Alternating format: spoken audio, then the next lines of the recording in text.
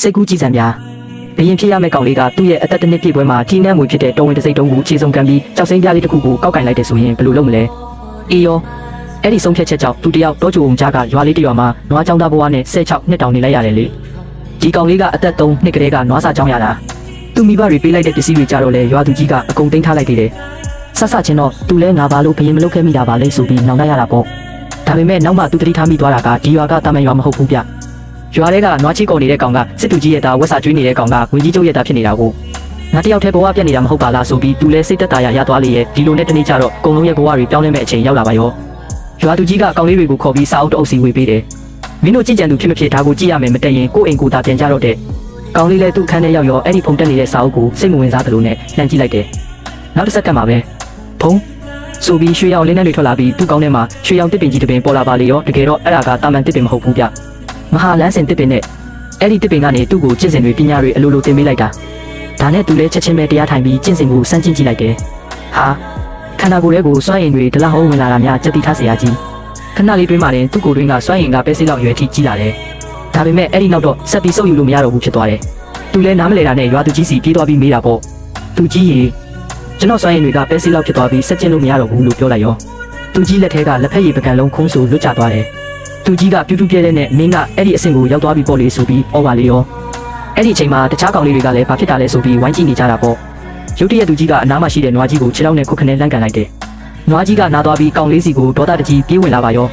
ကောင်လေးကရှောင်းချိန်တော့မရလိုက်ပဲလန့်ပြီးလက်နှစ်ဖက်နဲ့အလိုလျောက်ကလိုက်တာပေါ့ဗျာဒါပေမဲ့ထင်မထားတာကသူဟာအဲ့ဒီဒေါသထွက်နေတဲ့တက်ခွဲလောက်ရှိမဲ့နွားကြီးကိုလက်ကြီးတက်တက်နဲ့ရက်တန်သွားအောင်တားနိုင်ခဲ့တယ်ဗျပြီးတော့လက်နှစ်ဖက်ကိုအာယူပြီးပြစ်လိုက်တာနွားကြီးလေးပေါ်လွင်ပြီးပက်လက်လန်သွားပါရောဘေးကကောင်လေးတွေရောရွာသူကြီးပါပစက်အဟောင်းသားဖြစ်သွားကြတယ်ရွာသူကြီးဆိုရင်ဒီကောင်လေးကကျင့်စဉ်စကျင်တာတနားရီတော့မဖြစ်သေးဘူး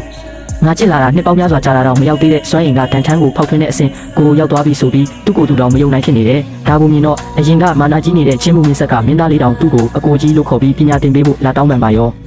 တခြားကောင်လေးတွေကလည်းဝိုင်းအောင်လာတာပေါ့ကောင်လေးကငါလည်းမင်းတို့လိုပဲစာအုပ်ထဲကအတိုင်းကျင့်တာပဲလေဆိုတော့သူတို့ကစာအုပ်ထဲကဟာတွေကနားမမလဲတာဆိုပြီးငိုယိုတော့မလို့ဖြစ်နေကြတယ်အဲ့ဒီအချိန်မှာရွာသူကြီးကသူ့ဖက်နှက်ကိုချုပ်ပြီးကောင်လေးတွေကိုတယောက်တစ်ချက်လိုက်ရိုက်ပါတော့တယ်ဟေးကောင်တွေကျင့်စဉ်ကပြဿနာမရှိဘူးပြဿနာကမင်းတို့ရဲ့ပါရမီကအောက်တန်းစားဖြစ်နေတာဆိုပြီးဆဲလွတ်လိုက်တယ်ပြီးတော့ကောင်လေးဘက်ကိုလှည့်ပြီးတော့ကြာတော့မျက်နှာကို180ဒီဂရီပြောင်းလိုက်ပြီးပြုံးပြီးနဲ့လက်တောင်လေးကပ်ပြီးလာဘက်ရည်လေးတိုင်းနဲ့ဖူးဖူးမှုတ်ထားပါတော့တယ်အဲ့ဒီနောက်ရွာသူကြီးကခိုင်းကအကြီးကဲစီကိုကြောက်စိမ့်ပြားလေးနဲ့လှမ်းတဲ့ပို့တယ်အကြီးကဲစုကလည်းဒီတဲ့ကိုကြားရောအလန့်တကြားနဲ့သူ့ကိုအကောင်းဆုံးကျင့်စဉ်စေးလုံးတစ်လုံးနဲ့ဝိညာဉ်ကြောက်တုံး30တုံးချက်ချင်းပေးထားလိုက်လို့အမိန့်ပေးလိုက်တယ်ရွာသူကြီးလည်းကောင်လေးကိုတိတက်အိမ်လေးတစ်လုံးနဲ့ခေါ်သွားပြီးစေးလုံးနဲ့ကြောက်တုံးတွေပေးလိုက်တယ်ထူးဆန်းတာကကောင်လေးကအဲ့ဒီစေးလုံးကိုကင်လိုက်တာနဲ့သူ့ကောင်းတဲ့ကတစ်ပင်ကြီးစီကနေရွှေရောင်လင်းတန်းတွေထွက်လာပြီးစေးလုံးရဲ့ပါဝင်ပစ္စည်းတွေဖော်ဆက်နည်းတွေကိုအလိုလိုတိသွားတယ်လို့စေးစွမ်းကိုပါ3ဆလောက်ပို့တက်သွားအောင်လုပ်ပေးလိုက်တာပဲကောင်လေးလည်းစေးလုံးကိုမျိုးချဝိညာဉ်ကြောက်တုံးတွေကိုတုံးပြီးတရားထိုင်လိုက်တယ်တစ်ပင်ကြီးစီကနေအလင်းတန်းတွေထွက်လာပြီးသူ့ကိုယ်တွင်ကစွမ်းရည်တွေပောက်ကွဲထွက်လာတယ်ခဏလေးတွင်းမှာပဲသူဟာချီဆူစီချင်းပထမအဆင့်ကိုရောက်သွားတယ်ဒါပေမဲ့မရက်သေးဘူးဗျဒုတိယအဆင့်တတိယအဆင့်စတုထအဆင့်ထိကိုတဟုန်ထိုးတက်သွားတာတာမန်လူတွေဆိုနှစ်ချီပြီးကျင့်ရမယ့်အဆင့်ကိုသူကတရက်တောင်မပြည့်သေးပဲရောက်သွားတာလေအခုဆိုသူဟာတာမန်လူသားတွေနဲ့မတူတော့တဲ့ခံစားချက်ကိုတေချာပေါက်သိသွားပြီးပေါ့ကောင်လေးကမျက်လုံးဖွင့်လိုက်ပြီးလက်သီးကိုဆုပ်ရင်းငါနွားကြောင်းလာရတဲ့16နှစ်အချင်းကြီးမဖြစ်ပါဘူးလေလို့တွေးလိုက်တယ်သူအပြင်ကိုထွက်လာတော့ရွာသူကြီးကမျောလင်းတကြီးနဲ့စောင့်နေတယ်ကောင်လေးကရွာသူကြီးကိုကြည့်ပြီးပြုံးလိုက်တယ်ဘာလို့လဲဆိုတော့အခုဆိုရင်သူ့ရဲ့အဆင့်ကသူ့ကိုစောင့်နေတဲ့ရွာသူကြီးချီဆူစီချင်းတတိယအဆင့်ဖြတ်တောင်သွားပြီးကိုပြရွာသူကြီးလည်းအံ့ဩလုံးလို့စကားတောင်မပြောနိုင်တော့ဘူးကောင်လေးကရွာသူကြီးကျေးဇူးပြုပြီးကျွန်တော်ကိုစမ်းသပ်ပေးပါဦးဆိုပြီးပြောဆိုနဲ့ရွာသူကြီးစီကိုလက်တီးတစ်ချက်ပစ်သွင်းလိုက်တယ်ရွာသူကြီးလည်းအလန့်တကြားနဲ့ပြန်လဲခုခံလိုက်ရတယ်သူတို့နှစ်ယောက်ရဲ့လက်တီးချင်းထိခတ်သွားတဲ့အချိန်မှာတော့ထွက်ပေါ်လာတဲ့စွမ်းရည်လိုင်းတွေကြောင့်ဘေးနားမှာဝိုင်းကြည့်နေတဲ့ကောင်လေးတွေအားလုံးလေးပေါ်လွင့်ပြီးလွတ်စင်ကုန်ပါတော့တယ်ရွာသူကြီးကိုယ်တိုင်လည်းအနောက်ကိုခြေလမ်းနဲ့ငယ်ဆုပ်သွားရပြီးဒီကောင်လေးရက်ပိုင်းလေးတွင်းမှာတင်ချီဆူစီချင်းစတုထအဆင့်ကိုရောက်သွားပါလားဆိုပြီးရင်ထဲမှာမယုံနိုင်အောင်ဖြစ်နေပါတယ်အဲ့ဒီအချိန်မှာပဲကောင်းကင်ဘုံကနေအလင်းနဲ့တခုကျဆင်းလာပြီးတပြက်စီးလာတဲ့လူငယ်တစ်ယောက်ရောက်လာတ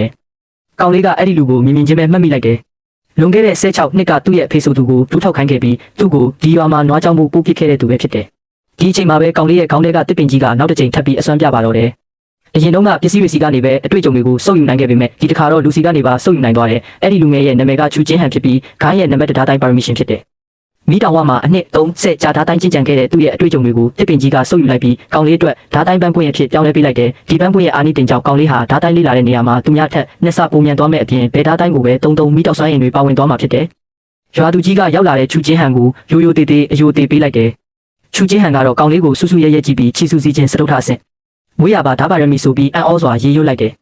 ဒီကောင်လေးဘာဓာတိုင်းမှမကြည့်ရသေးပဲသူ့ကိုယ်တွင်းမှာဓာတ်စွမ်းရင်တွေကြောက်နေတာကိုမြင်ပြီးအံ့မခန်းဖြစ်သွားတာပ